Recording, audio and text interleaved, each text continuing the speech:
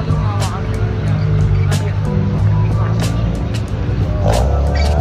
guys, so today pupunta kami sa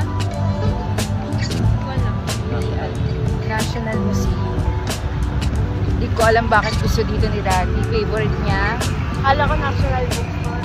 Hindi naman siya mukhang museum na tao.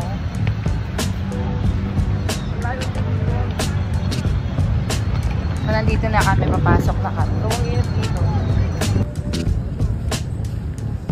Ay, napaka-init dun. Ito, bato ni Darna. May na si Daddy, nauna sila. I'm not sure bakit gusto niya lagi pupunta dito. Bato ni Darna yung mga yan.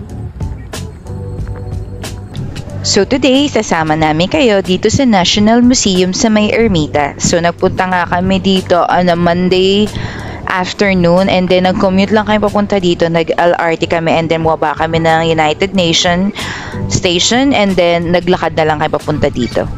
So National Museum is open every day.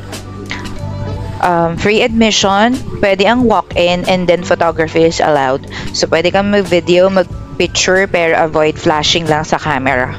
If ever that you're a museum person, mas maganda na i-visit mo talaga dito as one of our own National Museum. And then, si Daddy kasi I'm not sure kung gusto niya ba talaga dito pero lagi niya kaming inaaya dito and then eto na nga, nakapunta na kami.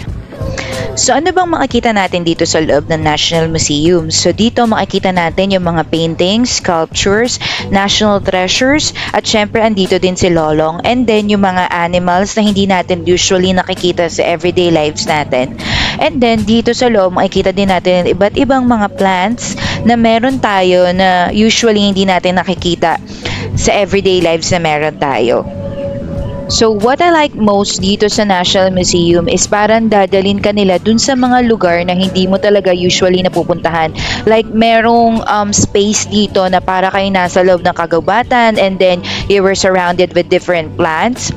Makikita mo din dito yung mga animals na hindi mo usually nakikita sa zoo. And then para din kayong papasok dito sa loob ng dagat na makikita mo yung mga species na meron sa ilalim na dagat na usually hindi mo naman talaga nakikita. So, if you have kids, pwede mo rin silang dalhin dito kasi sure ako mag-enjoy sila sa mga different kinds of species na makikita nila na usually hindi naman talaga natin nakikita sa loob ng bahay or pag lumabas tayo.